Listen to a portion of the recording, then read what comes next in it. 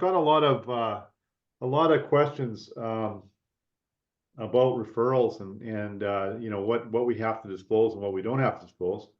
And then I went into web forms and I just typed in disclose, and I came up with 400 different disclosure forms. So I thought today would be more about disclosures that we have to make and how to handle these things a little bit more, because I find that these days BCFSA is just they got all kinds of paperwork out there that they're requiring us to do. It's more and more and more every year. And, you know, with the fin tracks and their little checklist for, you know, it's like your beacon score for your credit score. They have a checklist to see what you score, to see if you have to do the test again or whatever it is. So one of the big things is the disclosures, and the really big one is really, and I sent you guys, if you look at your emails, you'll have copies of all these. They're all on web forms, so you can access them. But the big one we're coming up with is disclosure of a referral payment. I'll just pop that one up on the screen here. Give me a sec here. Share my screen. Can you all see the disclosure of referral payment?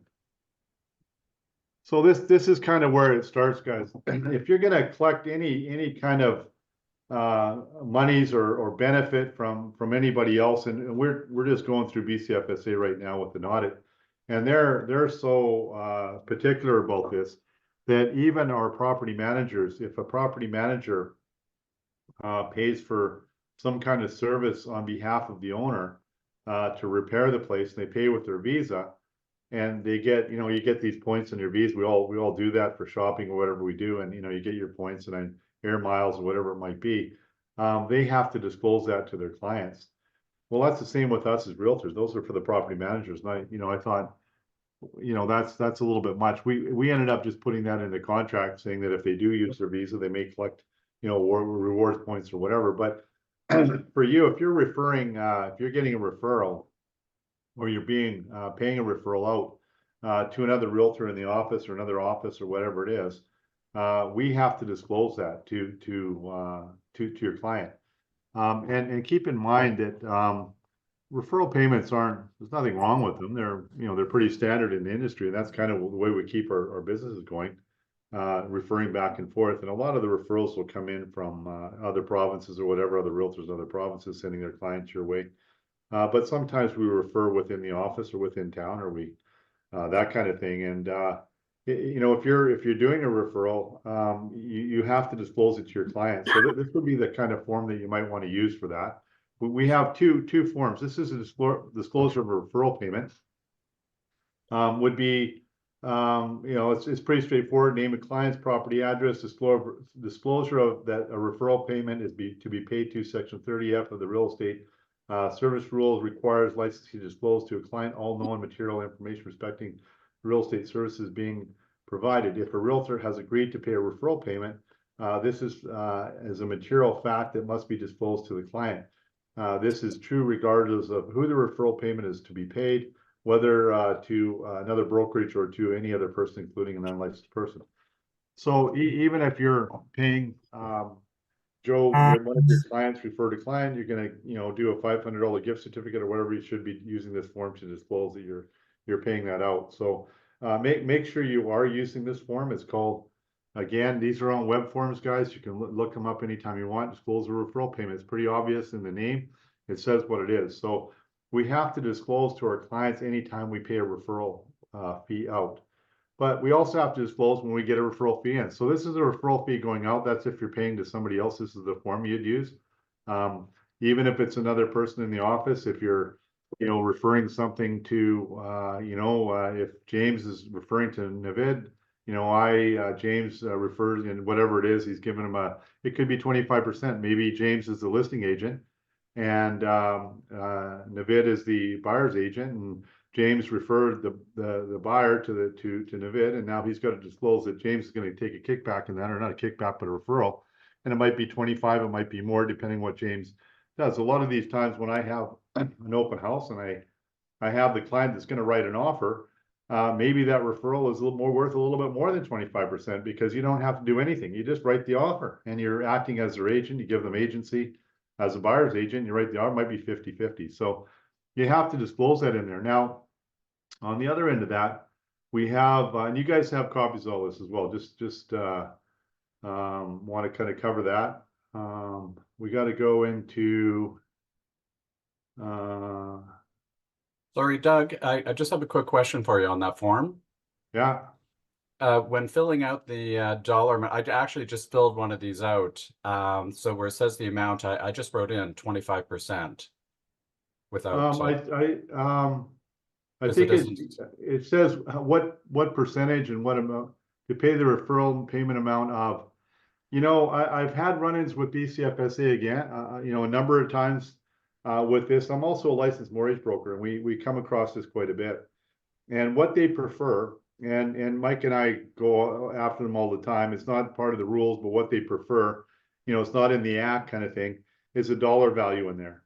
But you know, I would, as your managing broker, and you know, before we cut your check, I'd probably accept the 25%. You know, but 25% of what? Did you put 25% of what it was? Well, no, I just sort of filled this out I'm about to put in an offer, so I was just filling it out by fluke this morning. All right, then put the amount in there. Okay. Yeah. Yeah, it's clear that way. There's no ambiguity. It's an amount. It's there.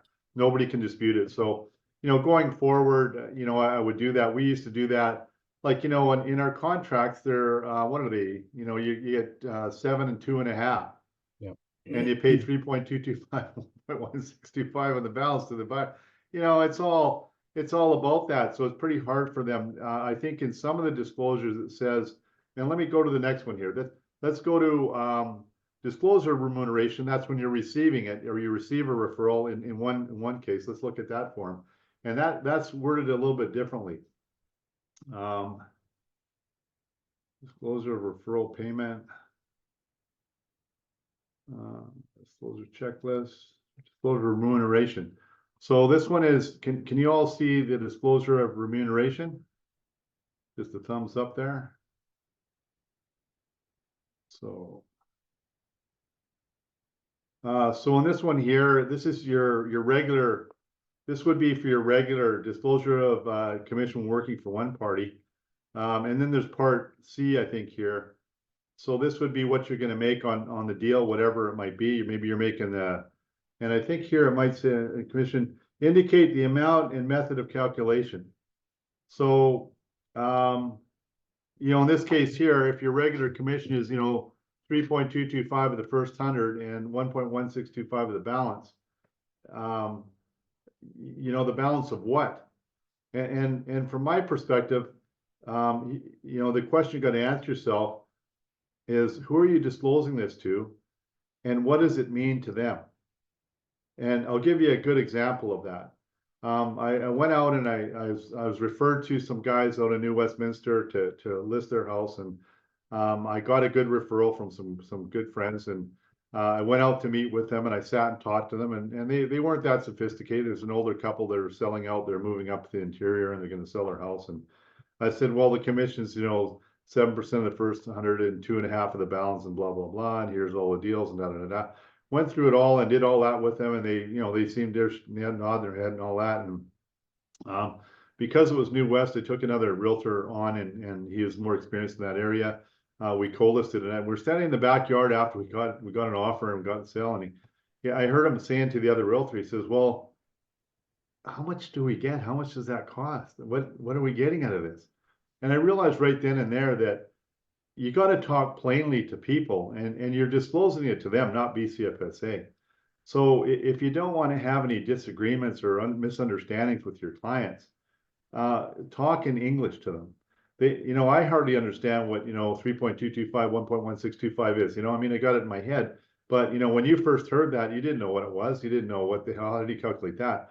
And what I've done recently is I've went out and I've done listings, and I've put on the listing that, you know, we're going to charge you $30,000 instead of the percentage wise. I put 30,000, and we're going to pay, you know, the cooperating brokerage 12,500 regardless of the price. So if the price fluctuated, and I knew it wasn't gonna fluctuate more than about, 15, 25,000 bucks. So it's not gonna make a big difference, but the buyer's agent, right in the MLS, it says you're gonna get, 12,500. If you calculate that out on the posted rate, it was a little better than the average, the 3.225, 1.1625. It worked out to be a little better than that. So if the price fluctuated, it wouldn't be too bad. But to the client, they knew they were gonna pay 30 grand. So back to this one here, and back to your question, James. On this one here, it says, indicate the amount or method of calculation. Well, if you put 1.1625 plus, 3 point or whatever it is, 3.225 first time, 1.1625 of the selling price. Well, that's, who knows what the hell that is. Just put an amount in there. And I think that's the clearest. You're not going to get in trouble doing that. So in part B, you would disclose what your remuneration were. And then you're not going, there's no dual agency, so forget that one. Don't even use that. Don't ever go to a dual agency. Won't allow it at all, not in Vancouver. So don't even, we're not allowed. You can double end a deal, but you can't dual agency a deal. So you could get an unrepresented party, you could write up the contract form, but you can't give them agency. But anyway, part disclosure of referral fees and other remuneration not disclosed in part B. So let's say you got $500 from your mortgage broker. And then you write that in there, name mortgage broker, and you indicate form or amount of remuneration, $500, ABC mortgages as a result of a referral. It could be a life insurance guy, it could be, whatever it might be. We usually, these guys, they'll I think they were doing with the some of the mortgage brokers were having contests, and they would give gift certificates to their top realtors, so they didn't have to disclose it, but they were part of a contest, and it was just they kind of handed out. So but when you are receiving something, make sure you're putting it there. Now I would suggest that this would be the form. Let's say you are a listing agent. So let's go back to James's listing, and James referred Navid, a client, a buyer that came through his open house. He's going to charge him 25%. Well, in this case here, normally James would get paid by, let me go. First of all, he has a listing contract with his client. The listing contract would say, 7, 2.5, that kind of thing. And it says that they're going to pay the cooperating brokerage 3.225, 1.1625, and James gets what's left. If you subtract the standard commission paid to the cooperating brokerage from the standard commission that he's charging, you get what James is going to take home. And I can't remember what those numbers are. I don't have those in my head. But in the listing agreement on part 5D, I think it is, it says if there is no cooperating brokerage, James is going to get so much, and that's usually the same as part A, the full commission kind of thing. But in this case here, you've taken a little bit of a referral back, and you want to disclose that to your client. You want to make it kind of perfectly clear to them what's going on here. So in that case, sir, I might use this form, even though I have a listing contract with my client. In my listing contract, it says I'm going to get, the balance of whatever's left over from the standard commission I'm paying a buyer's agent, but this is a little extra. I'm getting a bonus here. And I might, in this case here, I would put the standard commission up here that you're getting for the listing as a selling agent. And then in here, you're going to put the 25%. And you're going to receive that from, Navid over at Century 21. And, you're obviously Century 21, so you're getting a referral back. Well, what that's doing is just disclosing to your seller, important information. You're getting more money on this commission, and you have to, it's by law, you have to disclose that to your client. So this to me is the clearest way. The other way that might pop up, and I'm just going to pop in. Is there any questions so far? Am I going too fast? I know I'm babbling here, but I kind of get off on it. So let me go to the next one. As a listing agent, you're going to come across another form, and you're going to have to disclose all the offers. Disclosure in trade, disclosure sell. Oh, okay. So this one here we all have to fill out as well when we're listing a property, and this has all of the. And again, it comes back to that question my guy asked me. He says, "Well, how much do we really get out of this? What are we gonna what are we gonna make at the end of the 7, 2.5?" I have no idea what that is. So this one here kind of helps out a little bit. It has the offer and what they're going to net out of it. And that's really important to kind of, go over that with your client. Again, you don't want to have any surprises. You don't want to have any misunderstandings. That's, you're not going to last long as a realtor if all your clients are complaining, well, hey, you never explained to me what I was going to get or what he was going to take and so on and so forth. So it's better to come up front with these things and just put them right there in black and white. So it has in here about the breakdown, offer, counter offer. And it says here, this is the amount will be kept by your real estate professional brokers for representing you. This is the amount shared with the potential buyer's brokerage. So in those two there, it kind of splits out the total commission, but it doesn't really clarify the breakdown. And this is where you might run into a little bit of trouble with BCFSA in that, if you put, that the total is, the seven, you do the split that you get. I have a commission form if any of you need it. Angel, are you there? We do this in Realty 101. She sends out the commission form that fills everything in for you and gives you put the percentage in, it gives you all the numbers. So in this case here, your client might think that you're getting, as per the listing agreement, the selling agent's commission, and it says that you're going to share with the potential buyer's brokerage the buyer's agency commission, but it doesn't say that you're getting a referral back. So that's what I'm saying here. If you put the standard commissions here, standard commissions there, and you didn't note that you're getting a referral back, then I would go back to the other form, which is disclosure remuneration. And that's where so I'd give them two forms. I'd give them the net proceeds from the sale, what they're expected to get, and then that's going to give them what they're going to, their net is going to be their net. It doesn't matter about anything else. That's going to be the same either way. It's just how the commissions are divided is a little bit different. So this one here would show that you're getting your seller's commission, and then part C would be the referral payment is in there. So it's perfectly clear. If we're to be looked at or audited, it's perfectly clear what your clients, what you're charging your client, what you're getting, and what the other realtor's getting, and that's important to do. That's what we call the disclosure thing. It's really we have to disclose all of our payments. And let me tell you, I get into this in a big way because a lot of times in my practice, I do the mortgage and I do the sale of the property too. And my disclosures are unbelievable. I have disclosures that I'm getting paid for the sale of the property in my mortgage file. I have disclosures that I'm getting paid by the mortgage in my real estate file. And I have everything covered because and especially in that situation, it really, I'm walking a fine line of disclosures and could compromise myself by if I were to say something wrong or whatever. So the disclosures are very, very important. But that trickles down to what we're doing as realtors. Conflicts of interest are huge. Make sure that you're disclosing it. If anybody accused that, no, I've disclosed it. I've disclosed all my referral payments. Any questions about that? Does anybody have any examples of that they may have run across? We can talk a little bit about. You guys are all pretty quiet this morning. Need more coffee or better coffee, something. All right. I know it's dry and I know it's kind of out there, guys, but disclosure. And while I was looking through the disclosure forms, I came a couple of other things that I wanted to go over you with. Now, one of the questions, here's an agency disclosure checklist that I thought, what is this? I'll have a look at that this morning. And I did. So open it up. And this is what I came up with. This is what it is. Now, for all of you out there, I've just joined WhatsApp. And talking to Mike, I told Mike and Heather I didn't want to join WhatsApp as a managing broker because I don't want to step in anything and get caught in it because it's such an open platform. Anything I say I could get, it's taken out of context and somebody pulls it out of there and then it gets to BCFSA that I said this about that, but it's not really the whole thing.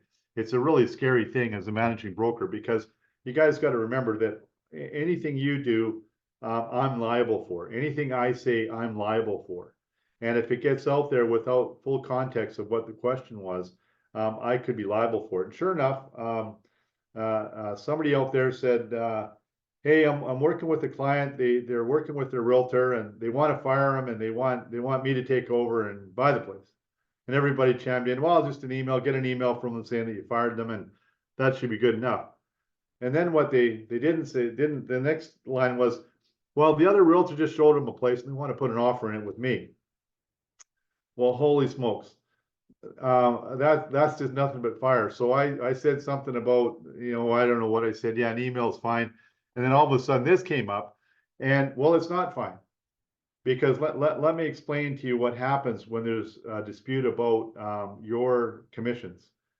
We can't, when it's outside of the office, two different offices, Century 21 can't control it. You could go in there with your client, put the offer in, win the offer, and get paid in the commissions up there. But the other realtor can file a claim at the real estate board against you for that commission, and that's happened to us before. And this exact scenario happened, as a matter of fact, where our realtor, they fired the other guy, and our realtor came in, and our realtor, they wanted him fired. They gave notice on email that he was fired, and they even had a letter. They sent Mike and I a letter saying they fired this guy. He's gone. He's out of here. We don't want him. We don't want to use him. Whatever. We had everything, except for we didn't have an exclusive buyer's agency agreement. We just had a DORS disclosure representation from our guy, but the other guy had been working with him for 6 months. Well, he filed a complaint at the board. And what happened was it went to the board, and the board decided that regardless of all of our stuff, that we had all of the letters from the buyer, that they wanted to fire him, didn't want to use him, all this stuff, that it was going to go to arbitration. And that we had to file all of our forms and everything, what we did and what happened. And the other brokerage filed theirs. And, guys, I feel really sorry for the other realtor because, he got screwed. The people just screwed him. They fired him the night before. They put an offer in a place that he had already shown them. And he had been working with them for 6 months. I've seen all the emails back and forth and the text and everything else. And you feel sorry for him. But, what do? We're realtors. We work on commission. If somebody comes and says, put an offer in for me, I'm going to fire my other guy. What are you going to do? Well, yeah, you're going to do it. Yeah, for sure you are. But you got to be, there's a way to kind of do it and not to do it. And we thought we did it right. But the fact that it went to arbitration was beyond me. I'm like, it's cut and dry. We got a letter from the client saying they fired him. What do you want? But obviously they wanted to go to arbitration, so they made a big kerfuffle of it. The arbitration is three senior realtors in the board hear everything, and in all likelihood, if you're not going on the rule of the law, and you're a realtor, and you know that the other realtor put all this time into it, ask yourself, how would you decide that arbitration? Would they be do something or anything, or is it just cut and dry and they're fired? That's it after 6 months. Well, from my perspective, I would think that the guy should deserve something, at least for all of that work he put in those 6 months, and they fire him the night before. He should get something, 25, 50, whatever it might be, but he should get something. That's what I would think. It's not the rule of the law, and it's more rules of cooperation, if you will, when it comes to that. So anyway, that was the thing here. Now, this is what this kind of comes down to: agency disclosure checklist. And I just want to kind of, this pertains to that specific situation. A member expects to participate in a cooperating commission brokerage will be expected to prove an ongoing consensual working relationship with the buyer with respect to the subject property. Following are the basic steps involved in establishing this relationship. Present the standard agency disclosure brochure to the buyer. Explain the various forms of agency representation available to the buyer.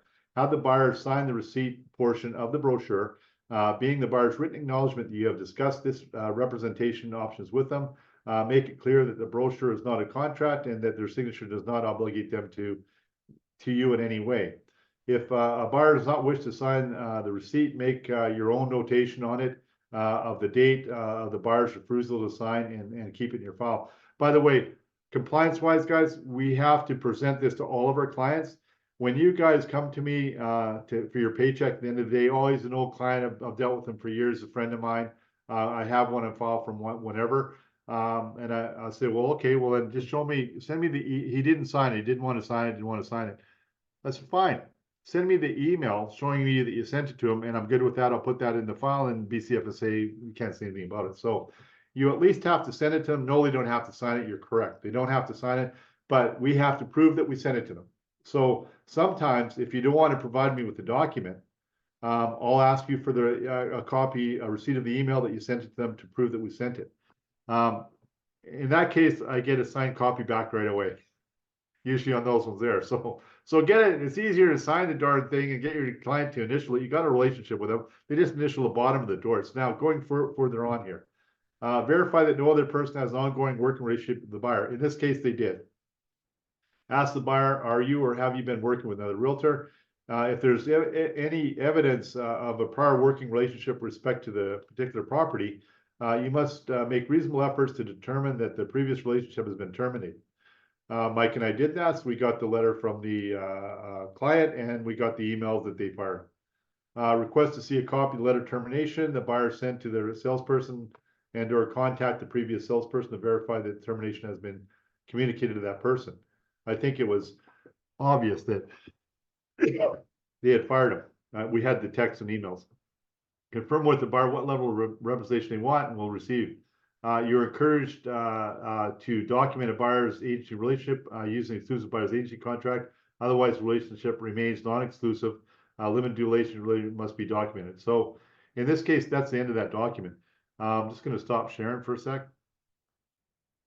What we didn't do probably in that one circumstances for our realtor is if I were to go back to that, when you're working two realtors, they're firing one, getting rid of another, they sent an email, they sent a letter to us saying they fired the guy and all this stuff. We had everything, but it was still going to go to arbitration. The one thing that might have saved us is that had our realtor signed an exclusive buyer's agency contract with the buyer, then that contract obligates the buyer to pay our realtor's commission. Whatever the board wants to do with the other guy's commission is up to them. You know what I mean? If they want to go after the buyer for the other guy's commission, knock yourselves out. But for us, it changes from rules of cooperation governing it to a contractual agreement governing our relationship with our buyer. So if you got a situation where somebody has been working with another agent and comes to you and wants to work with you, I would highly recommend that you make it a requirement that they sign an exclusive buyer's agency agreement with you to protect your potential commissions on that. Go ahead, Leo. I mean, definitely get the idea behind that, and the concept sounds great, but from a protection standpoint, wouldn't you have to explain to that buyer that by signing this, there is the possibility that if you were responsible for paying commissions to the other realtor, you still have the responsibility to pay my brokerage's commission. Don't you think that would put the buyer back up against the wall a bit and make them kind of reluctant to sign that? And if you don't explain all of that, wouldn't they potentially come after us and the brokerage for not explaining it properly?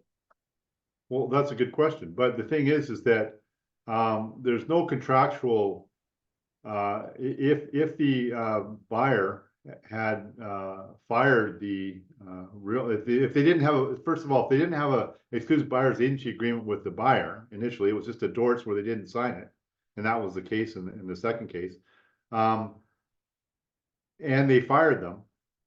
There's no obligation for the buyer to actually pay the agent that they fired. Okay, so just put a stop hold there. Where the conflict comes in is that where there is commission payable is to the new realtor. At that point in time, when there's commission payable to the new realtor, the board would split that money up between the old guy and the new guy through arbitration. But had the new realtor had an exclusive buyer agent agreement, it's not rules of cooperation anymore. We have a contractual agreement with our client that we're to be paid the money. The board can't supersede that contract. So there the would board be no, would be SOL. there'd be no scenario where the buyer would be responsible for paying any sort of commissions to. Only if they had signed an exclusive buyer's agent agreement with both realtors. Gotcha. All right. So and the board isn't going to go after a buyer for extra commission for a realtor that didn't do they did their due diligence, but didn't maybe go the extra mile to get an exclusive buyer's agent agreement. There's no agreement to pay him. They fired him. Perfect. there's no. Yeah, wanted to make sure that, because Yeah, what no, you said before, I it think, almost sounded I like, think, but what would happen by having the exclusive buyer agency agreement signed by your client, telling them that they're obligated to pay you, they can't fire you. It's not an arbitrary thing. I can release you if I agree to, but you can't just fire me. You have that conversation. They've already fired one realtor. What makes you think that, they're going to be loyal to you if things don't work out the way you want? So, and Leo, to address that, you're going to have that a very similar conversation with them. That if you sign this agreement, this is a written agreement between you and I, a binding agreement between us, that you're agreeing to pay my commissions. Now, so that kind of, we got caught with the board thing. I was surprised with that, where because we didn't have the exclusive buyers agent agreement, they're going to split the commissions up. The two realtors settled out of arbitration. We never ended up going to arbitration, by the way. Our guy caved and said, look, talked to the other guy, said, look, I'll split my next deal with you, whatever. They came up with an agreement. He kind of panicked and didn't want to go and stand in front of the board, and I didn't really want to go either, but it's going to go as a managing broker. But nobody wants to go in front of the board and tell them this and that and something else. So they agreed to split something down the road, and everybody was fine and all we went. But when I came across this document online, I think the mitigating thing here is, when in doubt, get an exclusive buyer's agency agreement. Now, there's talk of this coming out as a mandatory thing for buyers. Well, again, it comes into BCFSA telling everybody what to do. They're telling the realtors what to do. They're telling the buyers what to do. They're telling the sellers what to do. And I don't think that's reasonable in an open market. Sellers ought to do whatever they want to do within, the context of law. Buyers ought to be able to do whatever they want to do within the context of law, and without us, disclosing everything and doing all of our stuff and making sure that they're okay. But I think we ought to draw the line, or the line ought to be drawn with BCFSA when it comes to the public.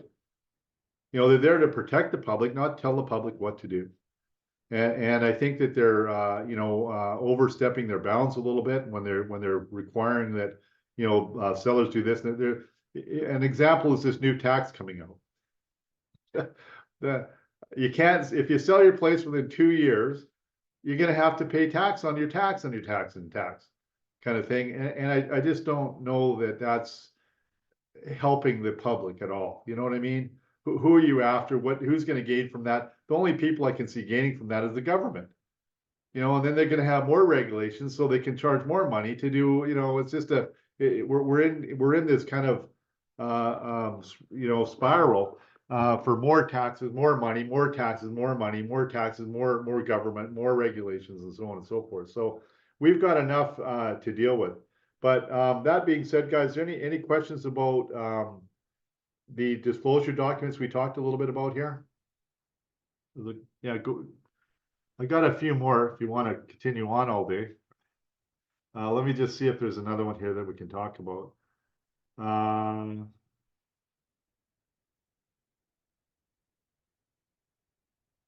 They've got the disclosure of multiple offers. Just FYI, we're going to get into that a little bit when you are a listing agent.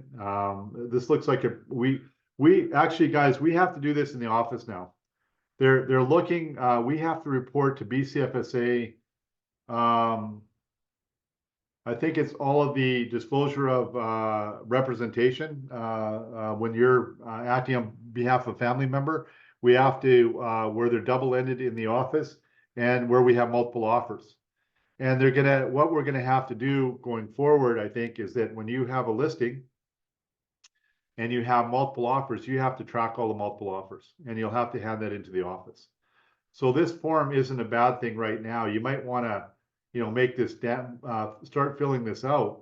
And I think looking at it, reading it over, disclosure multiple offers presented. So pertaining to agreements, da da da da. So this is with your client. It has your team name, all that stuff in there. But you're disclosing all of the offers so that they've seen all of the offers and they've signed off on them. And you're not going to have a problem down the road if, well, I didn't see that offer. Well, I disclosed them all to you right here. So this is a form that I would use in a multiple offer situation just to disclose to my client. So I think the bottom line here, guys, is that when you're working with your clients, take a step back and ask yourself, for referral payments, what do I have to disclose? What forms do I need? If you have a question, call me. But disclose it up front. Don't do it after the fact. If you wait till after the deal closes and we call you and say, look, Attila, you're missing this form, you're missing that form. To go back and do it after the fact is going to be a killer. If you do it before the deal closes or, upon the offer, just take a deep breath and do all these disclosures. If you got a referral, disclose it right away. At least verbally right away. Hey, look, I'm getting a referral back from my mortgage broker for referring you. Are you okay with that? I'll help you with your legals or whatever. I'll throw this or that or something in. So do have those discussions. A lot of times, what we used to say is that, from a mortgage broker to a realtor, don't discuss the interest rates on the mortgage. They don't discuss your commission with your client, kind of thing. And usually, as a realtor, your main focus should be getting the deal done. Not what referral you're getting from the mortgage or the mortgage there. And if there is a referral from the mortgage broker, maybe think about passing it on to your client. Hey, they're gonna give me $500. I'm just gonna pass it on to you, and that's fine. I mean, big deal. You're getting $10,000 or $15,000 on the sale, so think about that too. I mean, is it really worth it? And what your main thing is to get the deal done. Get the binding offer signed and sealed, and get the deal.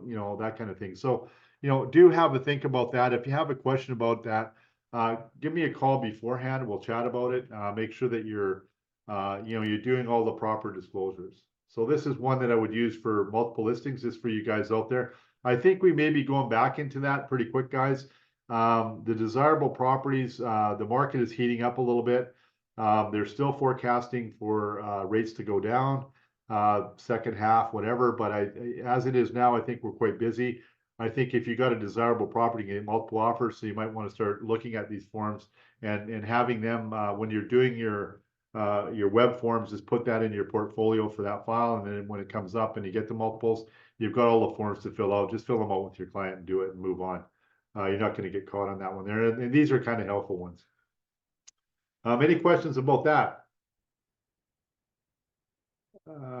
Just want to go one more, and then I'll pass it on to Mike here. I got questions about disclosure of instant trade. Simple form, straightforward. Any family member, I count any family member as immediate family, mom, dad, kids. I even probably go as far as cousins, first cousins, maybe not second. Wife, in-laws. What's the difference to disclose? I mean, if it's your wife's brother or something like that, and you're working on their behalf, to disclose it, you're doing it for your brother-in-law. I don't think it hurts anything. So my thing is always disclose. I've never seen a deal fall apart because you're a realtor, or sent in an extra disclosure form. I've never even heard of anything like that. But these, use these forms when you're working for a family member. It's pretty straightforward how to fill it out. You're buying a property, the associate is your family member, and they have a definition of associates. It's kind of, I think it's direct family member. So what is that? Is that a brother-in-law, whatever? Probably technically not, but I don't really want to argue it with BCFSA. So disclose it when you can. If it's not a problem, and it never will be. I don't know anybody that's ever had a problem disclosing. So please do, and you can fill that one out. All right, Mike, that's it for me. Good job, buddy. I had my screen open and I wasn't even sharing it with you. Sorry, guys. Good job, buddy. Appreciate all that. Forms. That's what our business is turning into, but we can't change it, but we just have to understand it and appreciate it. Couple things I want to do, then I want to get back into the referrals where Doug was talking about. I wanted to welcome 2 realtors that have just joined our brokerage. Attila, newer to the business, about a year under his belt, just blew up his car, came from Sotheby's, great guy, great family man. Proud to have him here and lucky to have you, Attila, so thank you. And then we've got Diana. Diana's got, correct me if I'm wrong, I don't have my notes on in front of me, 9 years of real estate experience, most of it in Kelowna, Remax, McDonald Realty, and then came down and was one of the managing brokers of Rennie. And she came in and lovely, professional, honored to have her with us. So welcome to the company. It's always nice when you get it's always nice when we bring on anybody, because we look for personalities. And these two fit perfectly for what we have, and I look forward to many, many years with them. Upcoming speakers and guest speakers for our Zoom meetings and in-house meetings. I'm pointing at it. Angel in the notes has sent you guys the calendar. We have Ken Pazder is going to be in office talking about, what's he talking about again, Doug? Taxes. Stuff. Taxes, yeah, all the mistakes that he's seeing in the business. We have Kim Spencer. It's kind of a farewell thing for Kim as well. He's retiring now, I think in May. What's he talking about, Doug? Well, he's gonna talk about the cake that we're gonna get him, and we're gonna, Well, whatever, yeah, so. he's been a big I help just for kind us. of got him in because it's his last hurrah. So I'd like you all to come out and say hi to him, and it's gonna be an in-house. And I've got he's gonna talk about chattels and fixtures, and he's got a couple other things he's gonna talk about. So, but always interesting to talk to the ethics guy at the board. So please make a note of that one to come out and say goodbye to him, and it'll be an interesting meeting. But a great guy, been around for, I don't know, since I've been in the business. He's been there as the ethics guy. So do come out and say hi. We got Say hi and shake his hand and say thank you. He really is an amazing individual, and he's there for us, and he has our backs. And look at the calendar, and you'll see all our new stuff posting. I'm really happy that we've gone to that way, so we can show you guys what to expect from us over the weeks and months to come. And we can show the industry what it's like to have a really organized real estate company as well. Referrals, as Doug was talking about, one of the big mistakes I see you guys do in the business is you don't get a referral form signed. It's crazy. You're in a contract writing business. Get the other person to agree to pay you a referral, whether it's using the Century 21 referral form, whether it's having it in a text message or an email, but you got to save the document, because every now and then I get asked to chase for a referral.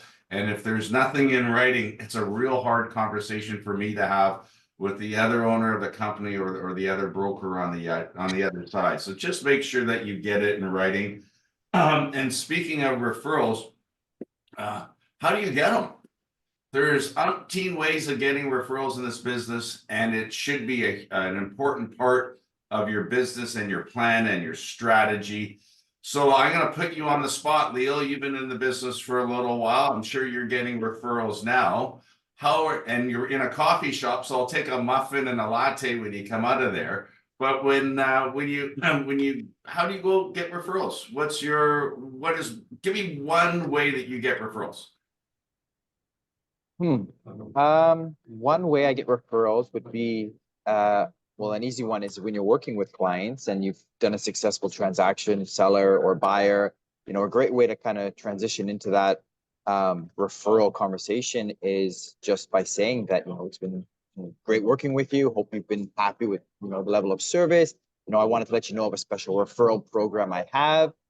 If you have any friends or family that are thinking of selling or buying, I, often give a nice referral gift, or, anywhere in the realm of $250 to $1,000.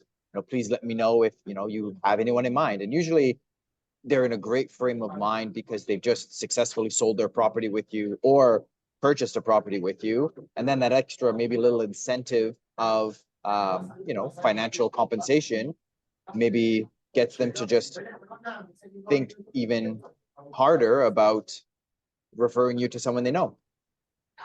All right. Diana, been in the business for a little while. How do you go about getting referrals? I think for me, my success was just delivering good service and um, getting referrals from my clients, based on that fact.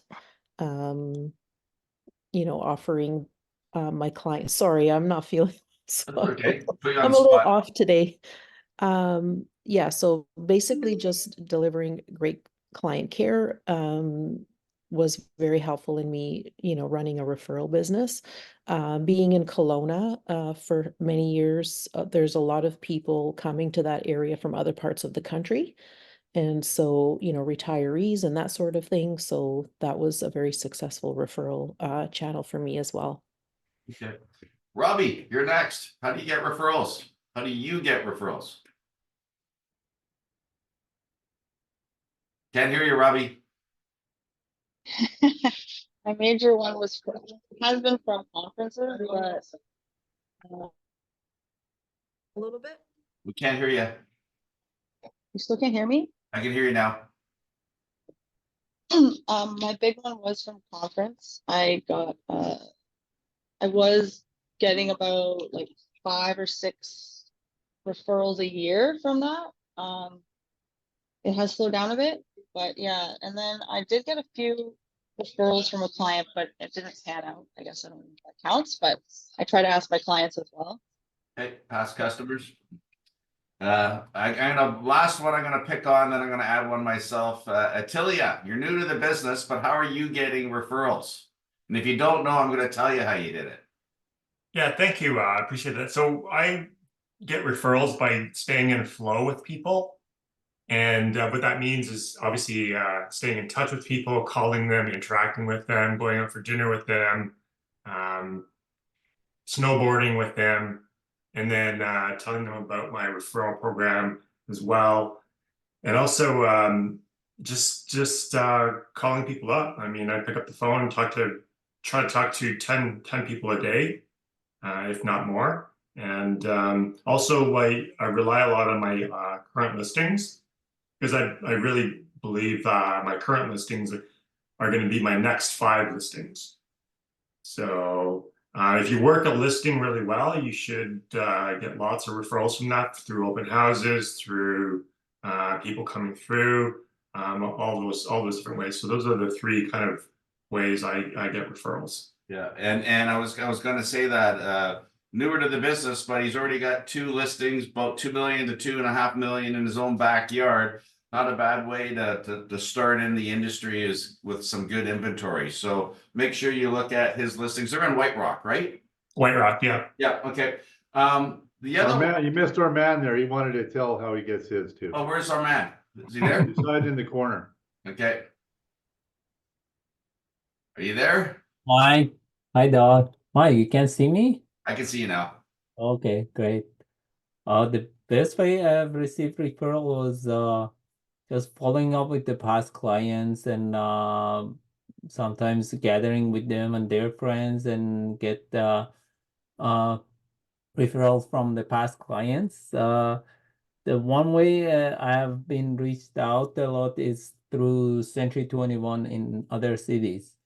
The agents from like Calgary, Kelowna, sometimes they message me and they would like to cooperate.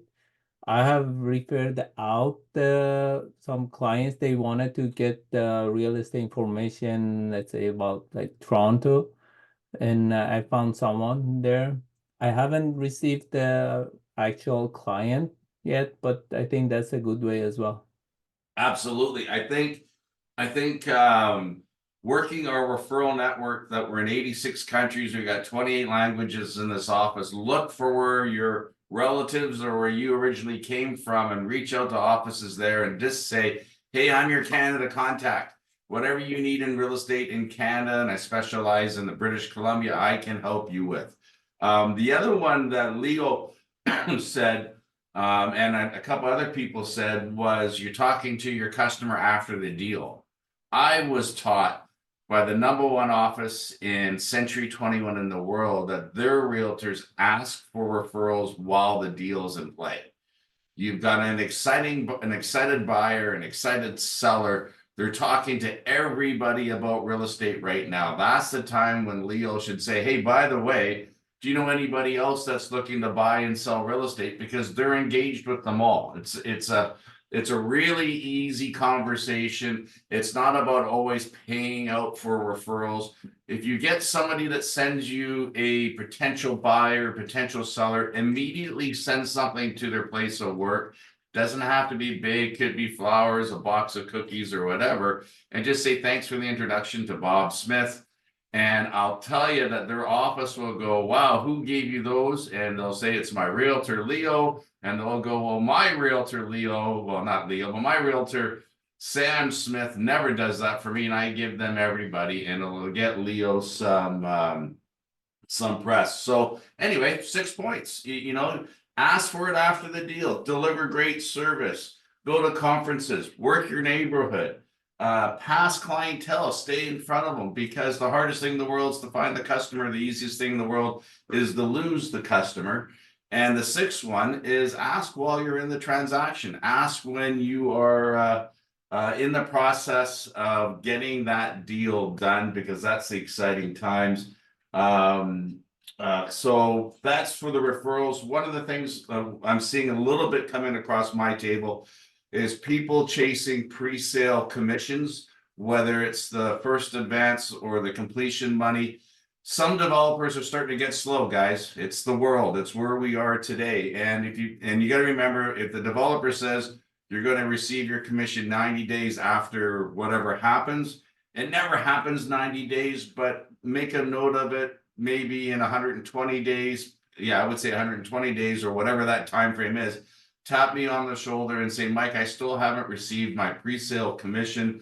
And then the office and I will start chasing it out and just reminding the conveyance on the other side, or the developer or their accounting, to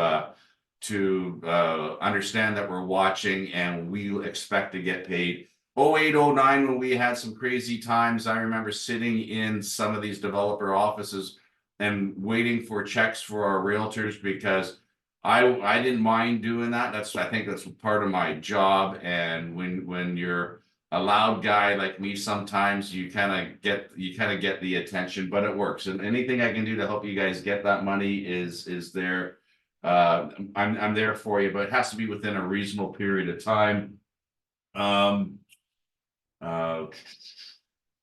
We have, oh yeah, and the other guest speaker, I don't think Doug said it, I didn't hear it, is we've got one of the leaders of one of our BC parties, Kevin Falcon, coming in on a Zoom meeting to discuss his platform. And I've left our office Zoom meetings open for any a politician leader in any of the parties, if they want to talk about their platforms and take a Q&A, they're more than welcome to do it. This is going to be a very, very important election coming up in our province and in the upcoming year for the feds. So guys, you have to pay attention, because it's going to really affect our profession, our lives, and our income, I think. And finally, last, Doug and I always say, if you guys know anybody that's amazing in the business that you've had good service with, i.e. another real estate professional from somewhere else, please give us an introduction, because I love to bring on another Atilia and another Diana and another Navad and Armand and a Leo and stuff like that, because that's what keeps our wheels going as well. Anybody have any questions for me? Needs and wants? We're doing good. It's getting busy, guys. It's not getting crazy busy, but it's picking up. But we need listings. We need some inventory. Doug will have a list, and Angel will bring it out of the PDP credit courses coming up. I think. I just want to say something about that, Mike. PDP credit course is 2 points the next 2 or 3 Mondays. So if you're renewing your license anytime soon, do attend. I can't remember what they're on, but the list will be out. But we're on Monday from 10 to noon, the next 2 or 3 Mondays. If you're looking for PDP credit course, we'll be talking about contracts, whatever it is. So look for that, and please plan to attend. We're giving you heads up so you can do your schedule around that and get those points out of the way. Those are the self-directed PDP credit points. All right. Thanks, guys, for attending. Angel, you'll send this, we'll clean this video out and send it out to the rest of the world with you and Angeli. Stay well, get busy, call me if you need me. Bye-bye. Have a great week, everybody.